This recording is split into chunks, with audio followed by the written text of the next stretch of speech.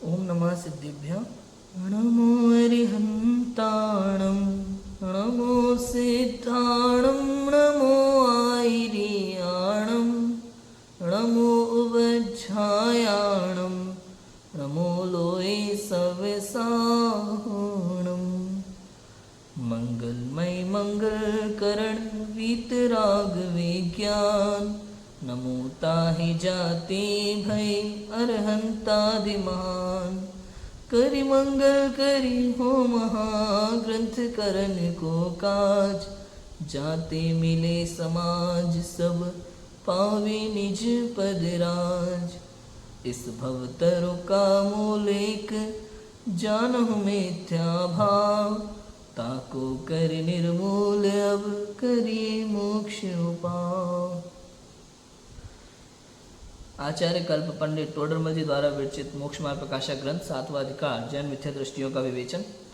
उभयावासी मिथ्या दृष्टि जीव की अपनी चर्चा चल रही है। कल हमने देखा था कि किस प्रकार यह जीव निश्चय और व्यवहार दोनों को स्वीकार कर लेता है, जबकि जिनवाणी में कहा है व्यवहार असत्यार्थ है और निश्चय सत्यार्थ। व्यवहार में उपदेश दिया है केवल वर्तमान में समझने समझाने के लिए, व्यवहार का अवलंबन नहीं लेना। समझ में आया? और निश्चय ने सत्यार्थ को बताता है, तो जिस तरह निश्चय ने वस्तु का स्वरूप बताता है उसको तो स्वीकार करना, और व्यवहार ने जिस तरह वस्तु को बताता है उसको स्वीकार नहीं करना, इसका नाम है सम्यक ज्ञान।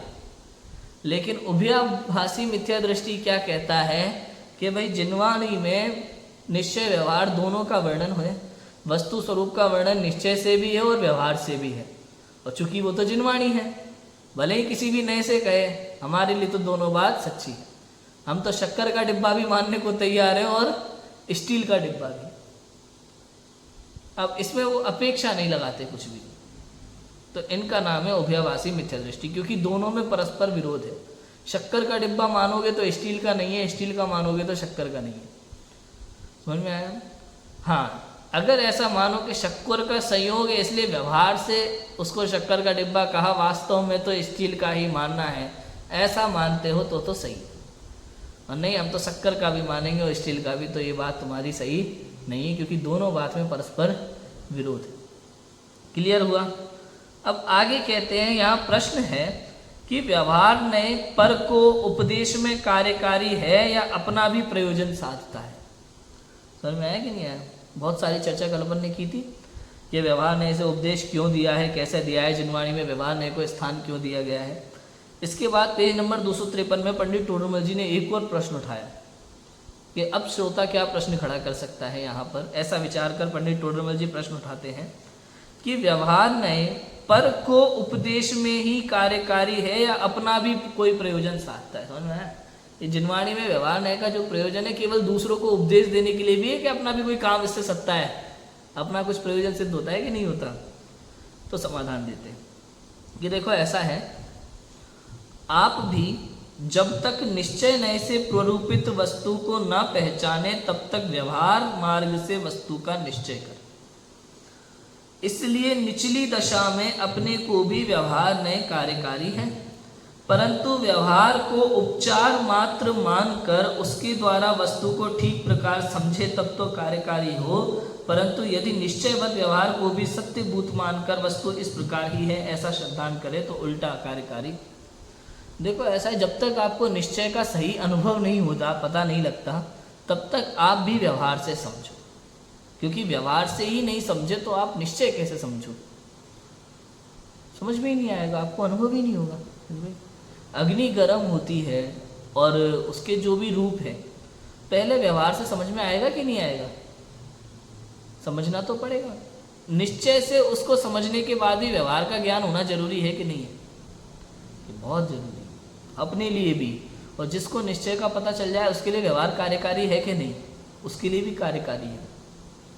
समझ में आया कि नहीं आया? अनुभव की दशा में तो निश्चय व्यवहार दोनों का कोई लेना देना ही नहीं है, लेकिन सविकल्प दशा में अपने अपने स्थान पर दोनों नए उपयोगी हैं, निश्चय भी और व्यवहार भी।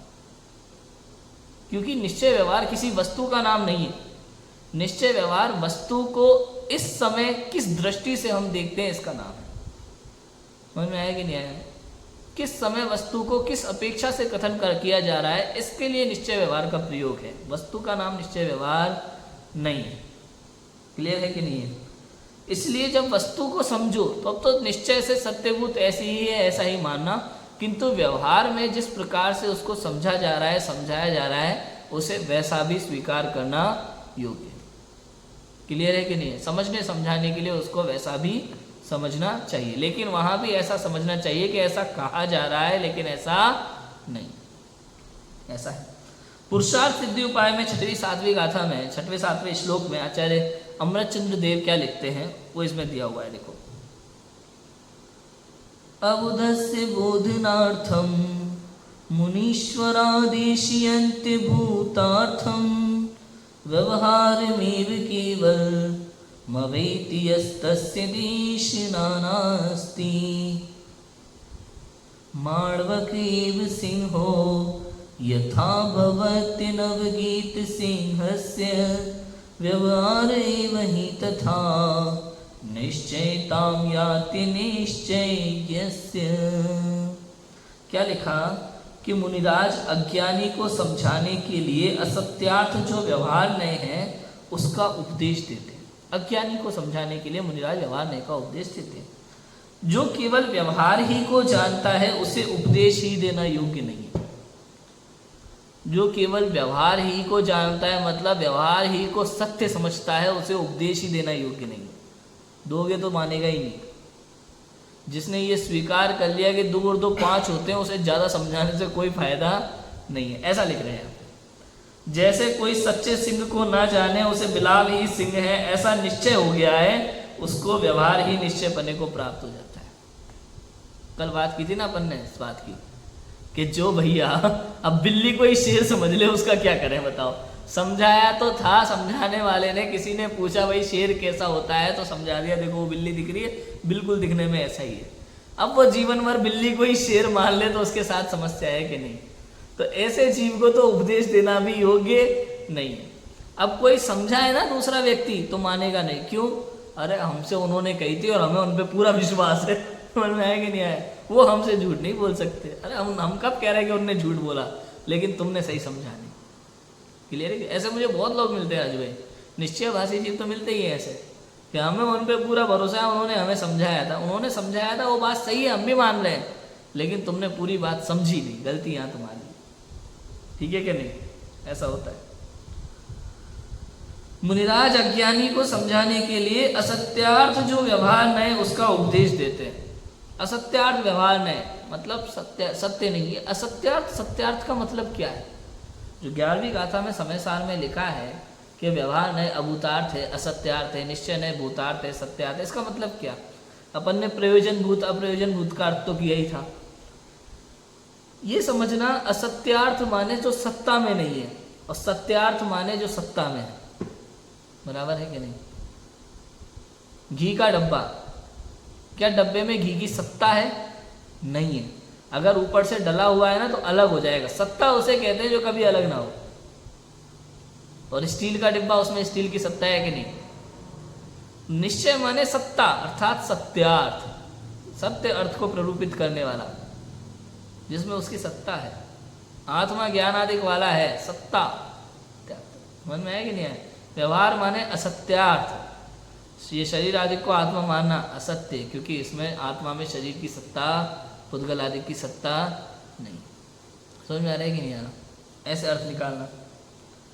मुनिराज अज्ञानी को समझाने के लिए असत्यार्थ जो व्यवहार नय का उपदेश देते हैं। जो केवल व्यवहार ही को जानता है उसे उपदेश देना ही योग्य नहीं है, तथा जैसे कोई सच्चे सिंह को ना जाने उसे बिलाव ही सिंह है, उसी प्रकार जो निश्चय को नहीं जाने उसे व्यवहार ही निश्चय बनने को प्राप्त होता है। जो सच्चे सिंह को नहीं जानता और किसी ने कह दिया भैया ये बिल्ली ही शेर जैसा है, बिल्ली ही शेर है, तो उसको मान के बैठ जाता है। भाई हमारे जो है बहुत विश्वसनीय व्यक्ति हैं, जब भी उन्होंने हमें कोई बात बताई है, सही बताई है। उन्होंने जब हमने उनसे पूछा था शेर कैसा होता है, उन्होंने बिल्ली दिखा के बोला था ऐसा ही शेर हो, हमारे लिए तो यही शेर। अब इसका कोई कुछ नहीं कर सकता था जो भी है कि नहीं। इसलिए ऐसे जीव को उपदेश देना योग्य नहीं। जो व्यवहार से निश्चय को पकड़ सके वही उपदेश ग्रहण करने योग्य है।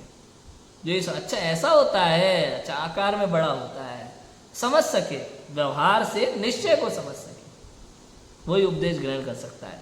जो व्यवहारिक हो, जैसे बता दिया ना, प्रभु आपकी कृपा से सब काम हो रहा है, यहाँ व्यवहार था, वो मान के क्या बैठ जाता है, प्रभु आपकी कृपा से अब रहो नीचे। जो व्यवहारिक को निश्चय समझ ले, वो उपदेश देने के योग्य भी, व्यवहार से लिखा व्रत तपादिक शीलादिक संयमादिक मोक्ष मार्ग है, वो मान के बैठ जाए, व्यवहाराभासी मिथ्या दृष्टि जीव। ऐसे जीव को तो व्यवहार का उपदेश देना योग्य नहीं है। तो उपदेश किस लिए व्यवहार का, जो व्यवहार से निश्चय को समझ सके। समझ में आया कि नहीं आया? ज्ञात से अज्ञात की ओर जा सके। ये व्यवहार पता है ना इसको, तो पते से जो पता नहीं है उस ओर जा सके। इसी का नाम तो शिक्षा है, इसी का नाम अध्ययन है, इसी का नाम शिक्षण की शैली है।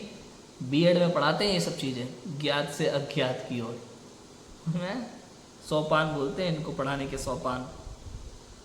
लिखा, यहाँ कोई निर्विचारी पुरुष ऐसा कहे कि तुम व्यवहार को असत्यार्थ है कहते हो, तो हम व्रत शील संयम आदि व्यवहार कार्य किस लिए करें, सबको छोड़ देंगे। और मैं कोई भी विवेकहीन निर्विचारी पुरुष ऐसा कहे कि भाई शास्त्रों में लिखा है कि व्रत शील संयम आदि व्यवहार है, और व्यवहार तो असत्यार्थ है, झूठा है, समझ में आया कि नहीं? तो आज से हम इसको छोड़ देंगे। अरे भाई, हे महापुरुष, यहाँ व्रत शील संयम आदि को व्यवहार नहीं कहा, बल्कि तू जो मोक्ष की बात कर रहा है ना, तो व्रत शील संयम आदि को व्यवहार मोक्ष मार्ग कहा है।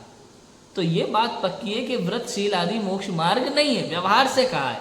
तो इसको मोक्ष मार्ग मानना छोड़ दे, यहाँ तक तो ठीक है, लेकिन तू व्रत शील संयम आदि को ही छोड़ दे, ये तो मूर्खता है। क्यों? क्योंकि तू अगर व्रत आदि नहीं करेगा तो क्या करेगा? अव्रत करेगा, पाप करेगा। अभी तूने निर्णय लिया था कि मैं रात्रि भोजन का त्याग करता हूं, और तूने जैसे ही शास्त्र में पढ़ा कि भाई रात्रि भोजन का त्याग जरूरी नहीं है, सबसे पहले तो आत्मा को जानना जरूरी है, हम तो रात्रि भोजन शुरू कर रहे हैं, तो कहते हैं तेरी मूर्खता है।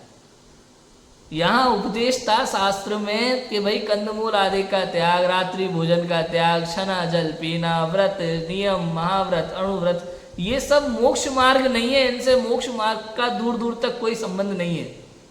मोक्ष मार्ग तो वीतराग भाव का नाम है। ये सब देह की क्रिया है, जड़ की क्रिया है, इससे आत्मा का कोई लेना देना नहीं है। ये तो शास्त्र का उपदेश था, और तूने क्या समझ लिया कि भाई व्रत आदि मोक्ष मार्ग नहीं है तो क्यों करना है? आज से सब कुछ शुरू। तो कहते हैं तेरी मूर्खता है, क्योंकि तू अगर अहिंसादि व्रत का पालन छोड़ देगा तो क्या करेगा? हिंसादिक पाप करेगा। ये तो और भी बुरा है। शास्त्र में छोड़ने के लिए क्या कहा था कि इन व्रतादिक को तू जो मोक्ष मार्ग मान रहा था, सच्चा धर्म मान रहा था, जबकि ये वो नहीं है, ये तो तेरी नैतिक जीवन की क्रिया है, ये तो विवेक पूर्वक की जाने वाली क्रिया है। यदि तुम एक सामान्य इंसान हो, हैं? समझ में आया कि नहीं? तुमने जैन कुल में जन्म लिया है, मानव हो तुम, मानव भी हो, तो कम से कम ये हिंसा, झूठ, चोरी, कुशील, परिग्रह ये करने योग्य कार्य नहीं है, ऐसा शास्त्र में लिखा है। ये नहीं कहा कि ये धर्म है। समझ में आया? क्या करने योग्य क्या नहीं करने योग्य भूमिका अनुसार ऐसी बात है ना, अच्छी बात नहीं है, ऐसा नहीं करना चाहिए, पाप रूप कार्य है, ऐसा लिखा। इसका मतलब ये नहीं है कि धर्म है। तो इसको धर्म मानना छोड़ दे, मोक्ष मार्ग मानना छोड़ दे, यहां तक तो उचित है। लेकिन तू व्रतादि करना ही छोड़ दे, नहीं आज से मंदिर जाना बंद, आज से रात्रि भोजन जो हमने त्याग किया था वो सब शुरू, हमें है कि नहीं है? तो कहते हैं तू महाअज्ञानी जीव है, तुझे शास्त्र समझ में नहीं आया, तूने शास्त्र को अपने लिए शस्त्र बना लिया। जो जीव शास्त्र की कथन पद्धति को नहीं समझता, निश्चय व्यवहार को नहीं समझता, स्याद्वाद अनेकांत को नहीं समझता, उसके लिए शास्त्र शस्त्र बन जाता है। नए चक्र में लिखा है। इसलिए जिनवाणी की एक एक बात को दिमाग खोल करके चारों तरफ से विवेक पूर्वक सुने और समझे तो कल्याण हो, वरना अपना ही जीवन व्यर्थ गवा देगा। समझ में आया कि नहीं आया? ऐसा है। कहते हैं यहाँ पंडित टोडरमल जी कि कुछ व्रतशील संयमादिक का नाम व्यवहार नहीं है, इनको मोक्ष मार्ग मानना व्यवहार है। मैं उसे छोड़ दे, व्रतशील संयमादि व्यवहार नहीं है, इनको मोक्ष मार्ग मानना व्यवहार है, ये छोड़। समझ में आया? और ऐसा श्रद्धान कर कि इनको तो बाह्य सहकारी जानकर उपचार से मोक्ष मार्ग कहा है, यह तो परद्रव्याश्रित है, जड़ की क्रिया है। सच्चा मोक्ष मार्ग वीतराग भाव है, स्वद्रव्याश्रित होता है। परद्रव्य के आश्रित कोई मोक्ष मार्ग नहीं होता, स्वद्रव्य के आश्रित होता है। और ये व्रतादिक तो जड़ की क्रिया है, परद्रव्य की क्रिया है, मेरी क्रिया नहीं, इसलिए सच्चा मोक्ष मार्ग नहीं है। व्यवहार से इसे मोक्ष मार्ग कहा है। इस प्रकार व्यवहार को असत्यार्थ हे जानना, व्रतादिक को छोड़ने से तो व्यवहार का हे पना होता। तो मैं व्रतादिक को छोड़ने से व्यवहार का हे पना होता, ये कहा। फिर हम पूछते हैं कि व्रतादिक को छोड़कर क्या करेगा। उठाया प्रश्न पंडित टोडरमल जी ने खुद ही। हम पूछते हैं भाई व्रतादिक को छोड़कर तू क्या करेगा, ये बता। तुमने मान लिया ना तो व्यवहार असत्यार्थ है, इसको छोड़ दे, इसको ग्रहण नहीं करना। अगर तू व्रतादिक को छोड़ देगा तो हिंसादि रूप प्रवर्तेगा, पाप रूप कार्य करेगा। मोक्ष मार्ग का उपचार भी संभव नहीं है। वृद्धो मोक्ष मार्ग का उपचार भी संभव नहीं होगा, व्यवहार भी संभव नहीं होगा, निश्चय की तो बात ही दूर। इसलिए ऐसा करना तो निर्विचारीपना है, विवेकहीनपना है, अज्ञानपना है।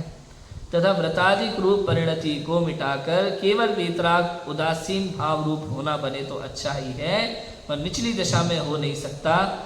इसलिए व्रतादिक साधन छोड़कर स्वच्छंद होना योग्य नहीं है। इस प्रकार श्रद्धान में निश्चय को, प्रवृत्ति में व्यवहार को उपादेय मानना, वो भी मिथ्या भाव ही। समझ में आया कि नहीं आया?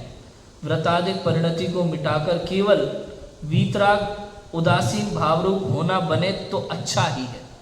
समझ में? निश्चित रूप से व्रतादिक के अलावा व्रतादिक परिणति को मिटाकर केवल वीतराग उदासीन भाव रूप बने अगर तेरे से होना तो अच्छा ही है। लेकिन भाई साहब निचली भूमिका में ऐसा बनता नहीं, होता नहीं है।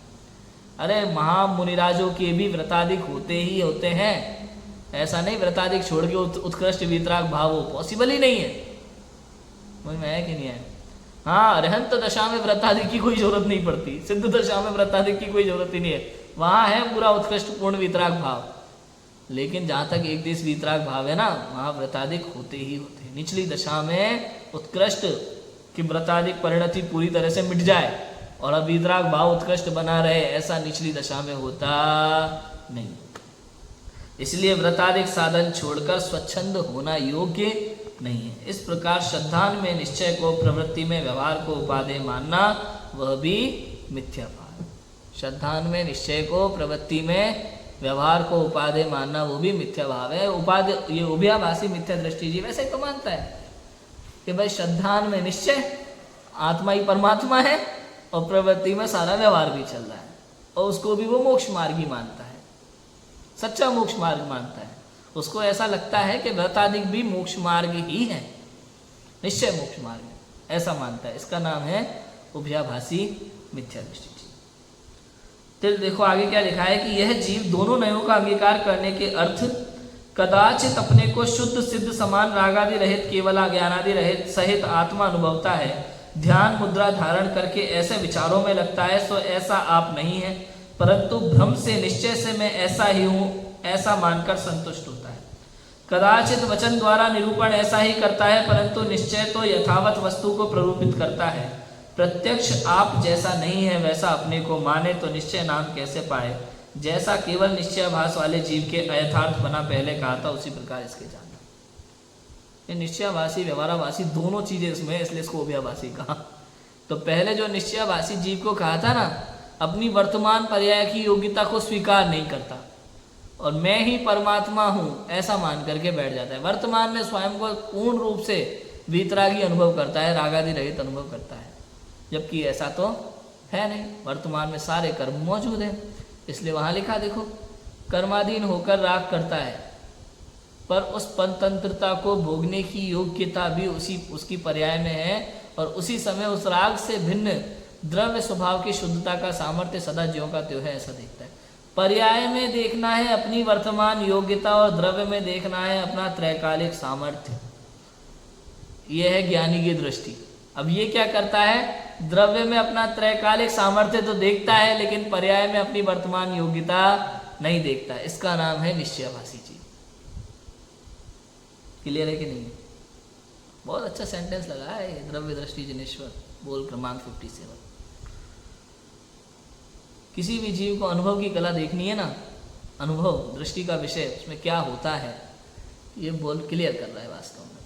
पर्याय में देखना है तो अपनी वर्तमान योग्यता, और द्रव्य में देखना है अपना त्रैकालिक सामर्थ्य। निश्चयवासी जीव में यही दिक्कत है, अपने आप को त्रैकालिक सामर्थ्य देख करके अपने आप को वर्तमान में परमात्मा मान करके बैठा है, अपनी वर्तमान योग्यता को नहीं देखता, इसलिए निश्चयभासी है। प्रत्यक्ष आप जैसा नहीं है वैसा ही अपने को माने तो निश्चय नाम कैसे पाए? अभी वर्तमान में तो तू सिद्ध समान नहीं है ना, वर्तमान में तो कैसा है, कर्म से सहित है, और वैसा स्वयं को नहीं देखता है, इसलिए निश्चयभासी। अथवा ये ऐसा मानता है कि इस नए से आत्मा ऐसा है, इस नए से ऐसा है, तो आत्मा तो जैसा है वैसा है भाई साहब, परंतु उसमें नए द्वारा निरूपण करने का जो अभिप्राय है उसे नहीं पहचानता। समझ में भाई, हम देखो इस वाले नए से ऐसा है, इस वाले नए से ऐसा है, नहीं भाई ऐसा नहीं है, आत्मा तो जैसा है वैसा है, इस नए से ऐसा कहा है और इस नए से ऐसा कहा है। समझ में?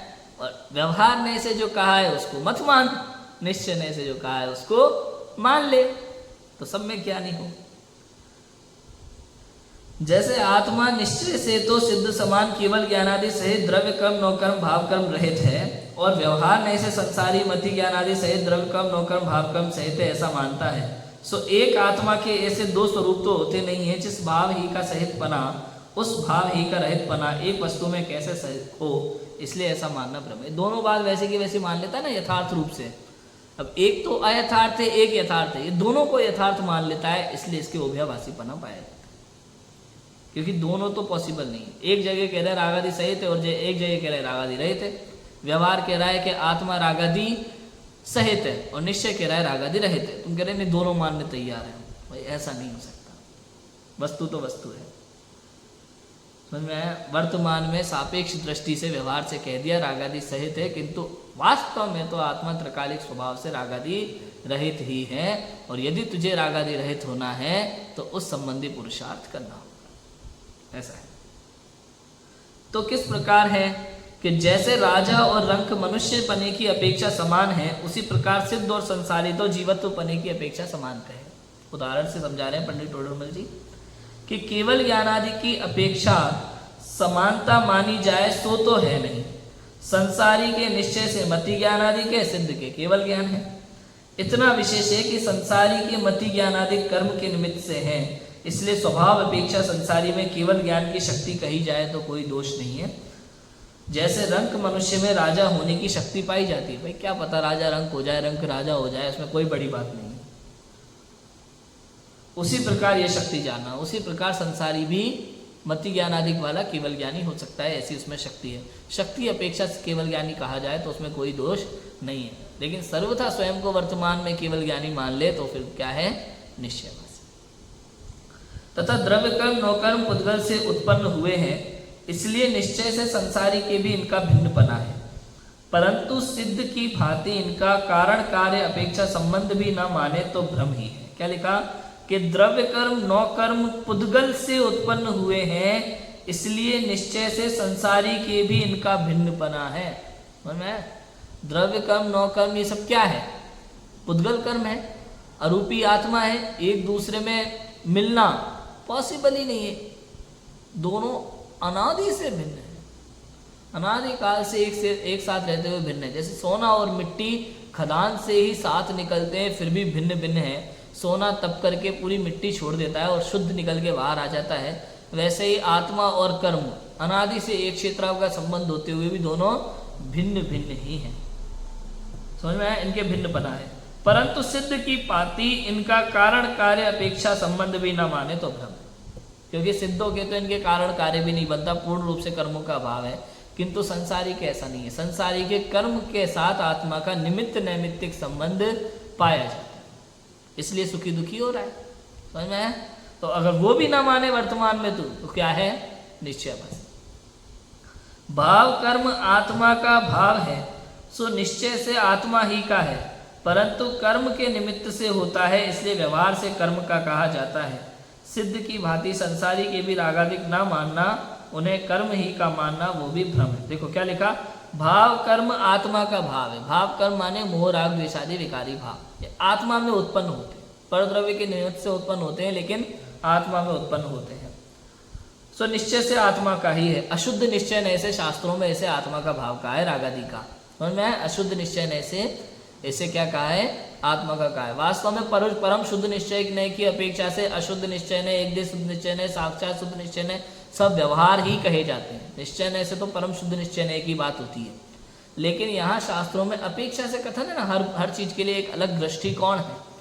तो अशुद्ध निश्चय नय से इसको रागादि को आत्मा का कहा, क्योंकि आत्मा में ही उत्पन्न होता है, लेकिन अशुद्ध भाव है, एक दिन चला जाएगा, और मैं परमानेंट नहीं। तो निश्चय से आत्मा का है, परंतु कर्म के निमित्त से होता है, इसलिए व्यवहार से कर्म का कहा जाता है। पर कर्म के निमित्त से होता है, पुद्गल द्रव्य के निमित्त से होता है, पुद्गल की पर्याय, इसलिए व्यवहार से उसको पुद्गल का कहा जाता है। तथा सिद्ध की भांति संसारी के भी रागादिक ना मानना, उन्हें कर्म ही का मानना, वो भी भ्रम है। जैसे सिद्धों के अंदर में रागादि का पूर्ण रूप से अभाव है, ऐसे ही संसारी के भी रागादि से पूर्ण रूप से अभाव मान लेना, और ऐसा मान लेना ये तो पुद्गल का है, अपना तो है ही नहीं कुछ, तो ये भी भ्रम है। क्यों? क्योंकि मुझ में उत्पन्न हुआ है तो मेरे अंदर की अशुद्धता है, इस अशुद्धता को दूर करना भी मेरा ही कर्तव्य है। जब तक ये अशुद्धता पूर्ण रूप से दूर नहीं होती, तब तक शुद्ध आत्मा सिद्ध नहीं हो पाता। समझ में है? ऐसा है। और देखो क्या लिखते हैं कि इस प्रकार नयों द्वारा एक ही वस्तु को एक भाव अपेक्षा ऐसा भी मानना और ऐसा भी मानना, वो तो मिथ्या बुद्धि है।